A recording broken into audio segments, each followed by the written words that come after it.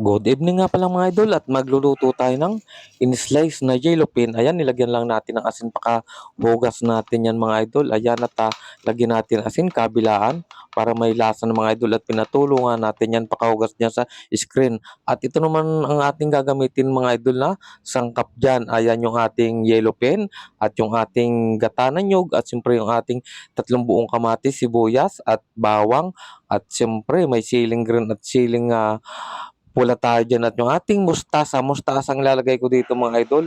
May asin tayo diyan at ground black pepper. Siyempre gagamit pa rin tayo diyan ng pampalasa at gaya ng patis. Ayan, gagamit din tayo diyan ng patis at yung ating kaunting asin. Okay mga idol. At siyempre yung mantika at ano na nga ako sa puntong to, nagpainit na ako ng mantika mga idol. Para sa ganun ay umpisa na natin ang pagpiprito ng ating in-slice na yellow pin. Ayan mga idol, iprito lang natin ng bahagya yan. Hindi naman natin kailangan palutungin yan kasi yan ay lulutuin pa natin yan mamaya. Okay na. At yan ay ilalagay natin isa-isa dyan mga idol. Ayan, inasin na natin ang kaunti yan para sa ganun ay may lasa na siya pag sa ating iprenito. Iprenito lang natin ng bahagya. Okay mga idol. At yan siguro mga idol, mga dalawang salang natin yan at medyo malaki-laki nga itong ating nabiling yellow pin. At isasama natin yung ulo. Okay. Ayan, uusod natin yung isa at yan naman ay dumikit ng kaunti pero okay yan. Ayan na. At mainit naman yung ating kawali kaya na hindi na didikit na masyado bago natin ilagay ang ating in-slice na isda na yellow pin. Napakasarap idol ang ginataan na ito. Okay, ilagay na natin yung iba pang peraso dyan. Okay. Para mamaya, isa ganun, ikakaunti na yung ating ipiprito. Yan, prito lang natin ng bahagya. Napakasarap idol niyan. Pritong yan. Kahit sausaw mo lang sa toyo at kalamansi, ulam na okay. Kaganda na ng kulay mga idol. Oh. Dapat nga ay medyo na luto. Dapat hindi ganyan pagkakaluto. Okay, nasobrahan. Kasi nga ay tayo ay may pinuntahan dito sa ating salas. Medyo muntik nating makalimutan mga idol. Pero okay na yan. Lalambot din yan pag inilagay natin yan mamaya sa ating gata ng niyog. Okay na. At ito na nga at luto na. Tanggalin natin ito. Isi-aside natin to. At ilalagay natin dyan sa ating screen. Para sa ganun ay makatulo yung mantika. Okay. Shout out sa inyong lahat. Dyan sa aking mga followers. Mga viewers, mga idol. Dyan sa Katanawang Quezon. Shout out sa inyong lahat dyan.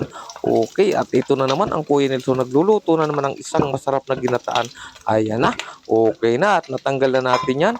Ngayon naman ay siyempre ilalagay pa natin yung ating chicken butts kaya nga hindi nagkasya dyan sa kawali. Ayan yung ulo, yung buntot, pabuntot mga idol, malaman yan. Okay, tumalsik ng konti ang mantika. At ito yung ulo, pinabika na natin yan dyan sa palengke. Okay na, ayan na.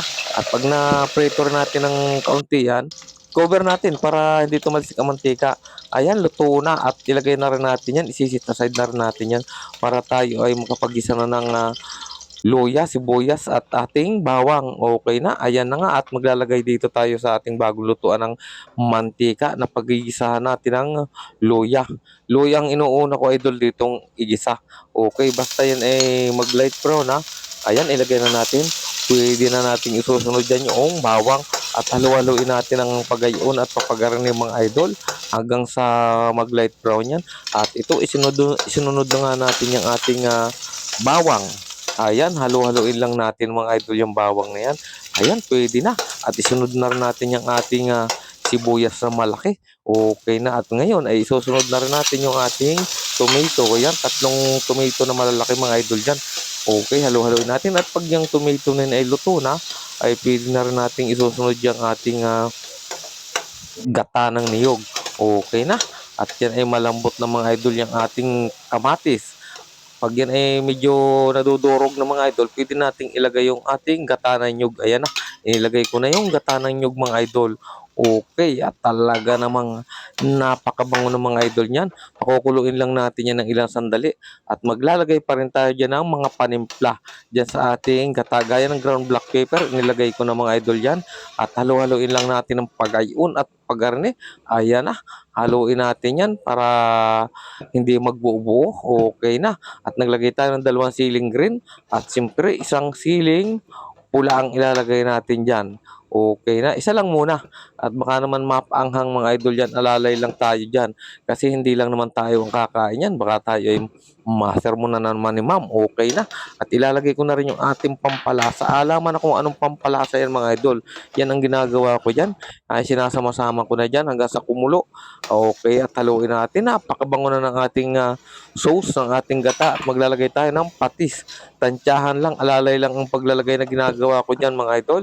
Kasi baka naman mapasobra.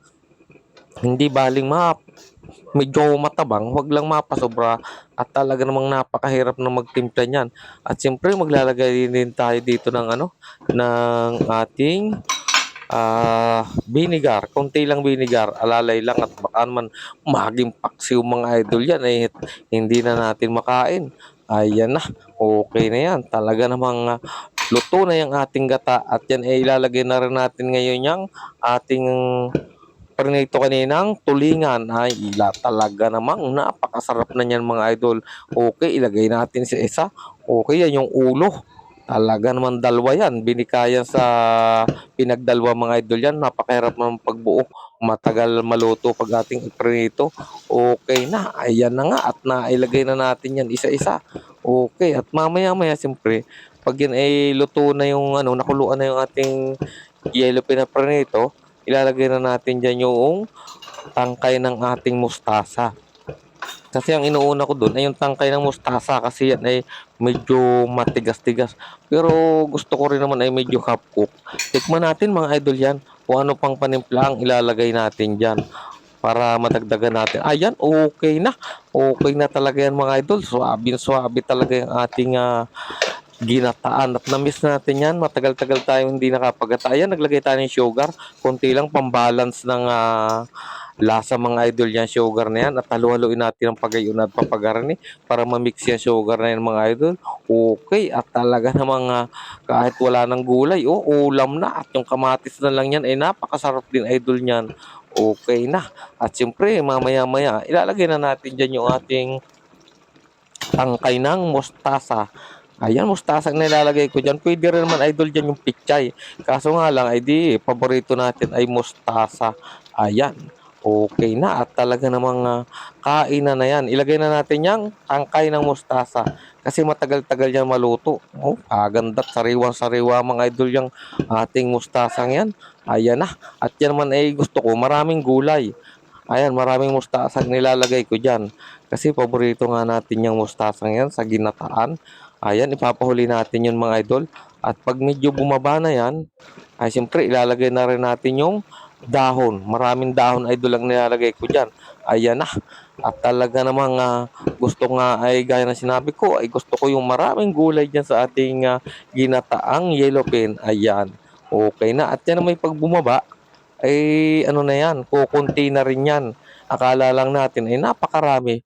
Pero yun ay kulang na kulang pa sa akin yung gulay niyan. At talagang yung mustasa kahit sa buro, paborito natin idol yan. Okay, tingnan naman natin idol, bumaba na.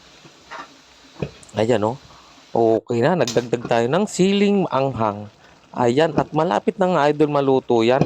Ayan, tatlo ang inilagay natin siling maanghang. At yan naman ay hindi masyadong lalasang anghang yan. At yan ay huwag natin pipisain. Okay, ibig sabihin ay pang design din natin yan. At may sili naman tayo dyang kulay green mga idol. Ayan, maluluto ng mga idol yan. At ito na nga idol, luto na yung ating ginataang yellow pin mga idol. Ayan, baka pwede mo pong palambing na isa. Pakisubscribe naman po si Kuya Nelson mga idol. Ayan na, okay na. Thank you for watching.